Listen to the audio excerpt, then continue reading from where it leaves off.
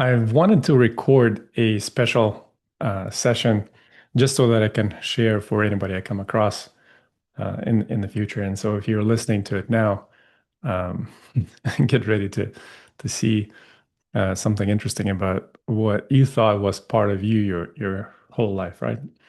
And the topic we're talking about today is anxiety. What is anxiety? And in a way, how to really get rid of it, how to heal it, how to dissolve it for good, pretty much for the rest of your life and forever.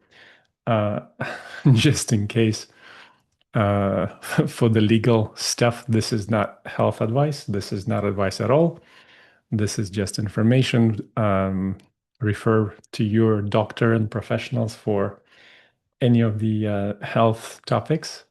And really, here we're talking about the mechanics of reality, mechanics of the human experience, and kind of what we call anxiety is simply part of it. And let's take a look, right? So I hear quite a bit of, oh, I'm just an anxious person, right? And definitely I can see how having had the whatever experiences you've had in your life, having had your own experiences with anxiety, of course, we can say that, yeah, we're just anxious people, pretty much all of us, right?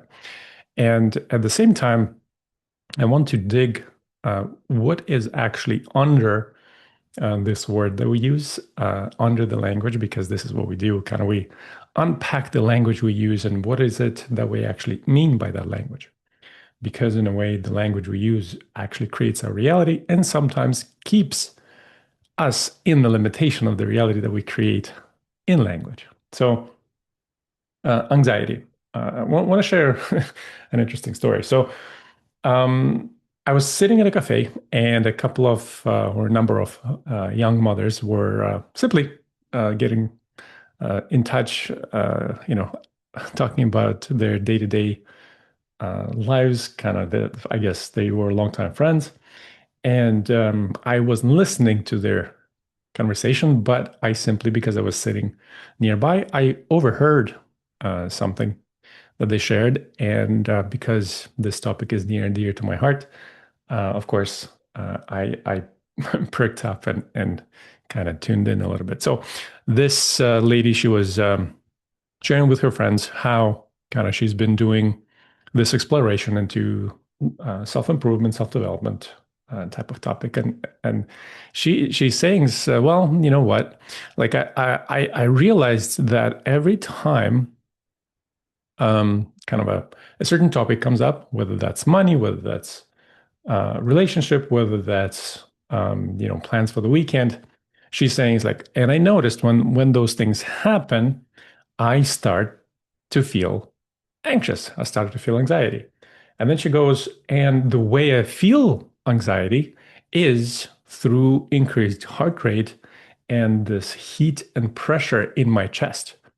And I'm kind of smiling, thinking, wow, this woman really is onto something here. She's really gotten the truth here, right? So what we actually mean by anxiety is the sensations we feel in the chest, or depends on how you relate and how your body senses what you describe as anxiety. But it's typically, right, heat, increased heart rate, maybe electricity, maybe blushing, maybe skin type of temperature, color changes, etc.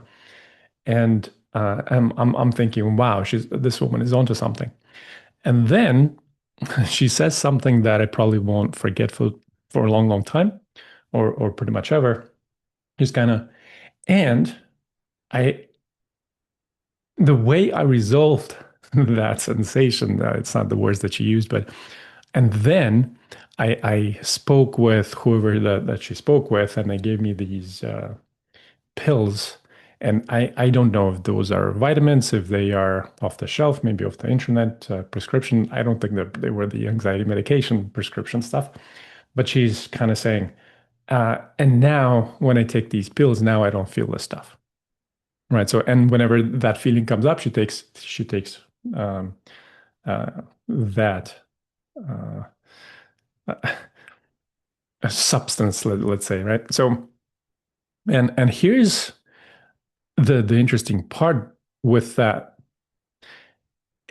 is like she was so close to it, right? What we call anxiety is a certain sensation in the body, and what kind of she was advised, I guess, by friends or somebody else, the way she solved for that sensation in the body was to take a certain substance. And this is kind of what we do, right? When we feel certain pressure, when we feel certain uncertainty, we go and find ways to distract ourselves from the sensations we actually feel, right? Whether that is food, sweet stuff, whether that's shopping, whether that's dopamine hits, whether that's, cigarettes or alcohol, etc. So we all find our coping mechanisms to basically deal with the sensations that arise. And so this little story, right, kind of speaks to the very thing what it is that we call anxiety, a particular sensation in the body. And what we are not being taught as humans, or what the mind has learned, is that these sensations, it learned they are a threat to our survival. And kind of I share it in various introductory videos that I have. You may have heard it on this podcast as well, that um, the way mind has been taught to treat sensation is to think that it's a threat. And really, the mind's main function has become to keep us safe from the sensation that may arise in the body. That's why uh, every time something happens and we feel sensation or uncomfort, discomfort arise in the body, the mind right away kind of its alarm bells go ding, ding, ding, ding. It goes, oh, oh, we have a threatening situation happening in the body. Not even what's happening outside, but it's like in the body we have these things arise, and so we got to do something about it. And so the mind is going to say, "Don't worry, I got you. I'm going to protect you from these sensations," and then it goes into right thinking about something, thinking about the future, thinking about the past. Um, Projecting this sensation onto somebody, right? So if we assume that this is the event that's making us feel a certain way, so somebody says something, the mind goes, okay, we can't allow this body to feel this way. And if we think that it is something that the person said that is making us feel this way, the mind is going to go and say, you can't tell me this, you can't say this to me because these sensations arise and it's bad when it happens inside of my body. So I'm going to gently ask you to never say those things to me again. Right. And in a way, kind of what I just described in nicer words, really sometimes becomes a yelling and screaming match between partners, between in business, at work, customer service, etc. Right. Uh, the things the mind does to keep us safe from the sensation that arise in the body. And so, with this whole thing, right? So, so far, you may be seeing that what we call anxiety in language, we are actually attempting to describe a certain sensation that is arising in the body, right? Whether that's, again, heart rate, heat, pressure, whatever that sensation in the body is, electricity. And so, if we uh, begin to use that saying that I'm feeling sensation versus allowing the mind to protect us from those sensations and blanket that in a protective term, calling it anxiety, then we have a chance to actually sort of look deeper what's happening under the hood, right? So if we just call it sensation, okay, you may be feeling, sensing that there might be something here, but then what do we do with that sensation if it's still coming up, it is still uncomfortable to the mind, we still haven't learned how to be with that, and what do we do if not reach for whatever coping mechanism that we have learned that has indeed alleviated us from those uncomfortable sensations? And here's the part that the minds have not been taught in in our society yet, is that when we simply allow those sensations to be, they actually want to go on their own way. They don't want to be inside of your body.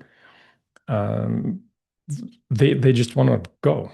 And because the mind has been trained that they are not good for us, and the mind has prevented us from actually allowing those sensations to be and to go, it has been resisting them all of this time. So anytime something happens, right, you're in the store, a memory comes up, something you didn't do, something came up, somebody said something, right? And these sensations arise, the mind then, oh, I got to be in a panic mode. I got to do something to suppress these sensations and get away from them, right? And from here comes all of this desire and need for control, control of the external circumstance, external events, making sure that there's all of the external comforts that are happening and occurring so that we don't feel all of these sensations that arise inside. And instead, and this is really my main key practice with people, uh, if and when you can get to the point, one, to allow these sensations to arise, to be with them. And I understand sometimes the mind might be afraid. It's like, I don't want to drown in them. There's sometimes they're just too much. There's so much, and I'm just afraid of that, right?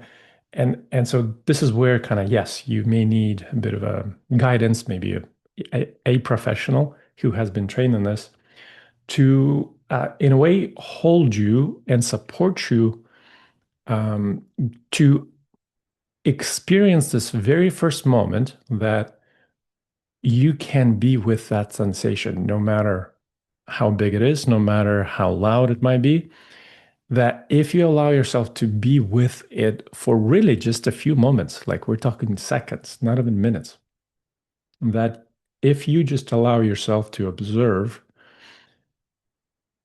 to kind of with curiosity see where it's going to go, where is it sitting in the body, how is it moving, where is it moving, right? Kind of just getting this going from fear and resistance and trying to get away from it and trying to get rid of it to just curiosity. What is it? Where is it in the body? How does it actually feel? And what does it want to do? Where does it want to go? Right. Within moments, every time we sit down with somebody to actually explore, like, what do we mean by anxiety? Right. Okay. So there's pressure in the chest. We can even see there's a color to it, there's a temperature to it. And kind of okay that and is it getting bigger, is it getting smaller, right? So as we be with that sensation within moments, somehow that energy moves into the shoulders, into the head, neck, maybe it goes down into the feet instead. And within moments you just saw and experienced that if we simply allow and watch that sensation with curiosity, it moves and it wants to move. And funny thing, it wants to move quite quickly within moments, right? Something that our minds have been suppressing, resisting, and protecting us from for decades. And when the mind protects us from it, it suppresses it so that energy doesn't go anywhere. It just gets stuck and stays there. And it will look for any opportunity to want to escape your body, to leave your body. It doesn't want to stay in your body, it wants to go. And so the very thing here is to basically, right, like riding a bicycle, learning how to ride a bicycle. Your mind needs to have that initial experience that, wow, I can actually be with these uncomfortable sensations. I'm not even talking about emotions. These are not emotions. These are just pure sensations. There's energy happening in the body. And in a way, our body is like sensatory mechanism, like a radio receiver, like you know the phone that you are possibly holding or listening through this through. The phone is translating the radio signals that are already around you. It's translating the energy around into sort of right now. It's happening through the audio translation, right? But our body translates energy as sensations, whether that's, again, visual, something that you actually can imagine and see within your body, whether that's that sort of sensatory mechanism of the body where you just feel things, right? And that's where there's actually that difference between emotion and feeling is that emotion is that energy in motion, and then the body as our mechanism translates that energy into a certain feeling. So I love to use the word sensation in particular. And when we allow that sensation and we simply get curious to watch where it wants to go, that's pretty much what anxiety is, what we have been calling anxiety. And really, that sensation is not of an anxiety. The anxiety is the protective layer that the mind applies on top of the sensation. And then then we have to deal with the anxiety. So we don't actually deal with the thing that causes that, right? The sensation. And so then if we continue sort of living our life having to deal with anxiety, we're just going to be dealing with the surface. Every time it rises, we'll want to get rid of it and suppress it.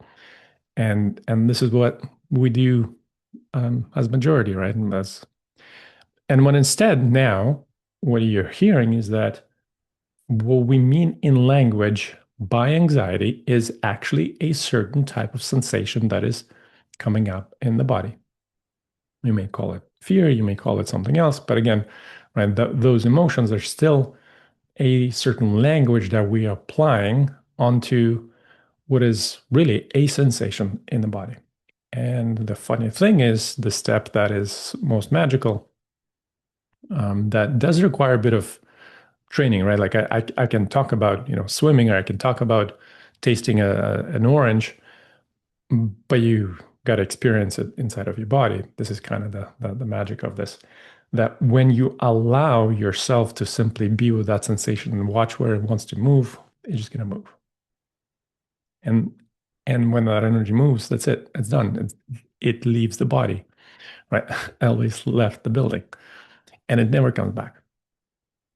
Like literally, it never comes back. If more comes up again later, okay, there's a bit more, right? Or throughout the decades of our life experience, that we may have collected quite a bit of energies that the mind has not allowed to simply let go and move on their own way, right? So that statement that we typically use and we hear that I am just an anxious person, now that you see what's under that is I'm a person who feels sensation and whose mind has been trained to treat that sensation as a threat or something that I don't know how to be with or how to deal with. And so, in a way, I'm an anxious person is really, I am a person who feels sensation. And look at that difference, right? It's like it's not that there's now like I this anxiety is this big thing, but I am a person who feels sensation. And what kind of person would we be if we couldn't feel sensation or if we didn't feel sensation? And what's interesting is as we sort of learn and we train the mind to be with that sensation and to let it pass, let it course through, now we get to treat that sensation as a particular like dashboard in the car, right? We get to see the signals like what does the external world tell me about the situation? And now we treat these sensations as data. And that data could be saying, I like this, I don't like that. And typically that data also points to the way we look at things, right? So if, for example, we imagine about the future that perhaps there's money issues, perhaps there's something else that we don't like, that sensation arising in the body could be simply signaling that we're not seeing something correctly about the situation that is occurring, right? And then as we learn to be with that sensation, then we learn to read that sensation, what it is actually trying to communicate to us, and maybe begin to hear the message it's trying to say that, hey, if you think that that situation that you're thinking about is again a threat or potential negative, um, that sensation in the body is going to say, well, what if the thing you're imagining is actually not the case, and everything that is occurring right now is actually happening for your greater good, for you to see something, for things to unfold in the most magical way, that they just need to happen this way, right? And now, rather than calling it an anxiety, rather than trying to control the external to make sure that these sensations inside don't arise, we actually flip it upside down. We stop calling it anxiety. We actually go directly to what we meant by it always, basically, that I have sensation arising. And when we shift our programming about and conditioning how we related to that sensation in the body, and we actually learn to be with it and then learn to actually read it, what it is trying to communicate to us, then we go about our day allowing these sensations as data points to help me actually see feedback I'm getting about how I am perceiving this world. And now we're treating these sensations to help even nudge my perspectives that I've held throughout my life, right? So rather than thinking that all of the external events and circumstance happening to me or as a bad thing or something that I need to control, instead, we're learning to shift it to everything that happens is actually happening for the greatest good, for something to help me see, or it's kind of adjusting and realigning life so that kind of everything that I actually always wanted is um, coming to me in this way. Then we basically get out of the world in which the word anxiety even exists, right? So what's under it is just sensation, but really that sensation is a feedback mechanism and a data point that is showing me where I could not be seeing correctly, not be perceiving correctly what is happening. That whether the money situation, the relationship situation, the health situation, that possibly it is actually happening to me and for me and the most beautiful way, and I haven't seen it, and I didn't know how to see it. And so in those moments, we had a magical phrase come through last week on one of the coaching calls, that rather than treating it as anxieties arising whenever that happens, we notice that, wow, I have sensation coming up. We learn, like riding a bike, how to be with that sensation inside of my body. We watch where it moves with curiosity. Like this is, in a way, when I sit down with people to kind of go through this basically exercise to be with that sensation, I watch it like a movie. Like I never know where it's going to come up as a sensation in the body, and I have no idea where it's going to go in the person's body. And so, to me, it's always interesting to watch how our bodies react differently to various things. Right. So as we watch it, we also see it as data that is trying to communicate to me, that it is already trying to show me something, and it's just we haven't been focusing on trying to receive the message. And so in those moments, rather than calling it as anxiety, as something to get rid of, something to control, something to protect us from, but we really um, take note that whenever that happens, I feel sensation coming up.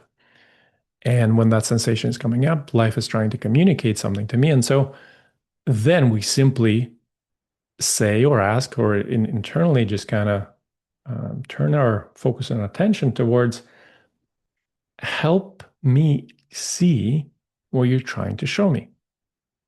Right. So if life is kind of making some uncomfortable situations happen for you, and you feel these sensations arise that we used to call as anxiety, but these are just sensations of the body that are pointing back as a feedback mechanism, as a check engine sign that there's something under the hood happening that we may not be seeing clearly. And they're simply redirecting and, in a way, in a correcting way, trying to show that we haven't been seeing things clearly, like, turning on those windshield wipers so that we can actually see stuff in the rain. And now, what we used to call anxiety, now we see it as data point, as a feedback mechanism. It is trying to help me see something. I don't know what it's trying to help me see something. And so instead, we just say and ask whoever, uh, right? Maybe simply just a question. Help me see what you're trying to show me. And really, you is life. Like, what is life trying to show you with the circumstance that is arising that we used to call as bringing up anxiety in me, right? Or that I'm an anxious person that is going around my day. And now you can actually see that what we used to call in language this description that I'm an anxious person was really a person who has a body that is sensing energy. And as we're sensing that energy is trying to communicate a message to us as a feedback mechanism to help us see things differently that we haven't been seeing clearly, right? So now, rather than hiding and protecting ourselves from the anxiety or trying to control the environment so that anxiety in quotes, so that that sensation in the body doesn't arise, instead, we trust that life is trying to show us, it's trying to direct us, it's trying to sort of guide us on the path that we're on. And we actually dive into it and we ask, all right, I see you're trying to show me something. I know you're trying to show me something. I'm not able to see yet. So help me see what you're trying to show me. And look at the difference this is making. Rather than trying to now control life, we actually beginning to trust it that it actually has our interests at hand all of the time, that we don't have to be the ones controlling things all of the time, that we know that life has got us. And now we're simply asking, all right, life, I see you're trying to show me something. Help me see what you're trying to show me. And what do you think that's going to do to your anxiety over time? Like even just shifting the anxiety to the word sensation. Like look what it's doing, right? It's like I'm an anxious person now is becoming I'm a person who feels stuff inside of my body. And what we thought was an external event and circumstance has been creating anxiety. Now we see that the external event and circumstances is bringing up a certain sensation inside of my body. And rather than trying to control the circumstance so that that sensation doesn't arise, instead we know and see that the circumstance is arising to bring up my attention to the sensation and energy inside of my body. And if I just simply focus it and allow it, that energy simply moves and leaves my body. And so now, typically, life just created that event to help me become aware of this energy and let it go outside of my body, or basically to integrate it into my wholeness. And now, pretty much every time anxiety happens, yes, we can call them triggers, but really it's a beautiful opportunity to release the energy that has already wanted to go and it just has been stuck in the body because the mind didn't know what to do with it and nobody taught us how to be with it, right? So instead, something happens in life. I feel sensation. I focus it. I get curious where it wants to go, and I simply ask, okay, help me see what you're trying to show me.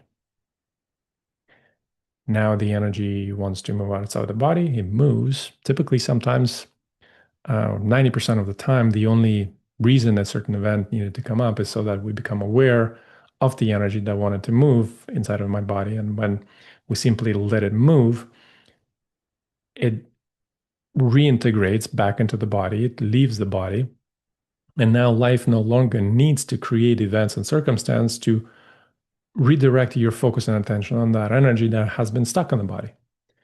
Now life sort of says, okay, you got the message. You let the energy go. Now we don't need to point you back to it ever again.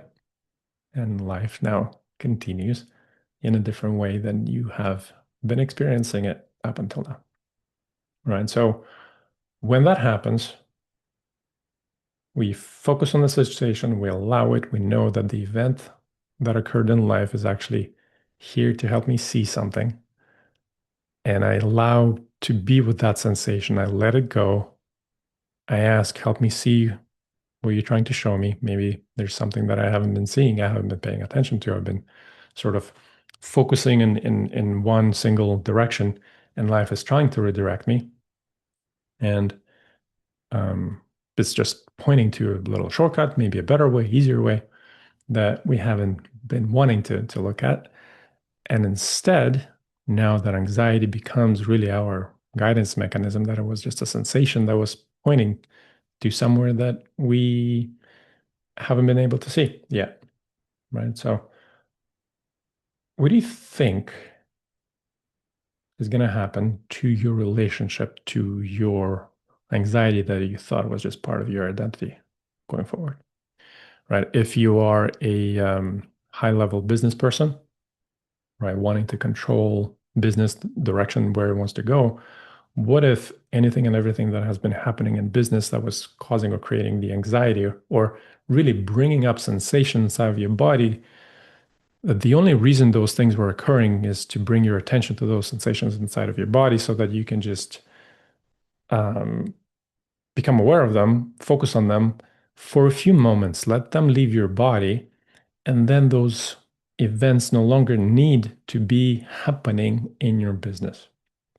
And maybe as you sit and ask that, help me see what you're trying to show me, perhaps you've been worrying that your business isn't going to succeed if you didn't do certain things or if you continued working hard, etc. Maybe all it was trying to show you is that your business is already on a beautiful um, trajectory. You don't need to push, force.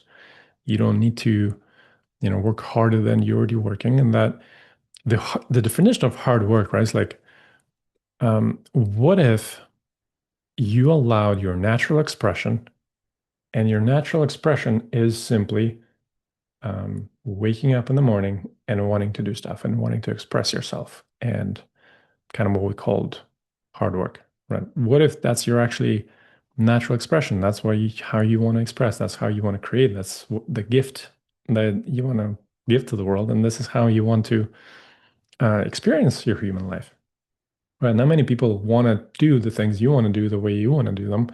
And that's just your nature. And now, rather than calling yourself, all of these things that cause me anxiety, or it's just part of my identity, I'm just an anxious person. Now you're seeing that I'm a person who feels sensation. And if I just learn or discover, or basically maybe even in this conversation, you're seeing that maybe if I can just be with that sensation, um, watch with curiosity where it goes, now kind of what happens with anxiety. That word by definition simply just goes, leaves. And from there, life simply gets to unfold from there next. And if something else happens and if more sensation arises, we simply watch where it moves, watch what's next in life is going to happen. And it becomes easy and simple like that. What do you think is going to happen to your lived experience if you simply shifted the way you have been seeing what anxiety meant, what we meant by anxiety, what was under it, and how we used it to protect ourselves, or the mind used to protect you from the sensations that you didn't know what to do with. And now that you're seeing that perhaps sensation is not a bad thing, it's actually it has a beautiful message for us. It is very beneficial that there's no reason for the mind to protect you from them anymore. And it's simply, yes, it may not be easy. You may need to, this is sort of, you need to develop the muscle to be able to be with that sensation, because for most of our lives, right, nobody taught us how to be with it. When we do that, um, we just become humans who sense stuff, who sense life. And there's nothing wrong with those sensations. They're just messages, data points. What do you think that's going to do to your capability and capacity to be with life in whichever way things happen? Rather than trying to resist or control things, now you become aware, you allow to life to show you some information. Right now, you're open to the data that is incoming, both the stuff you see outside, the sensations that are rising inside. This is just data.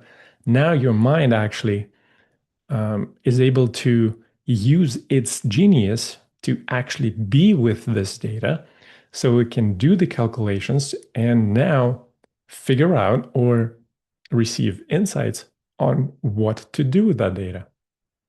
Rather than trying to resist or control, now you're seeing, okay, this is happening. I am feeling these sensations inside. As I be with these sensations, they're going to move. I ask, okay, help me see what you're trying to show me here with this stuff that is occurring. And then all of a sudden, you have clarity of next steps of what you can actually do in the situation you're in. Now that you're no longer fighting the data that is actually coming in to benefit you with more information that really, frankly, you asked and you were looking for before. But all of this time, we've just been calling it anxiety and we didn't let it in. We didn't let that information in. We didn't know it was beneficial. And frankly, we didn't know how to be with it. Right. So when we don't know, typically we try to um, escape it. What do you think? I'm really curious.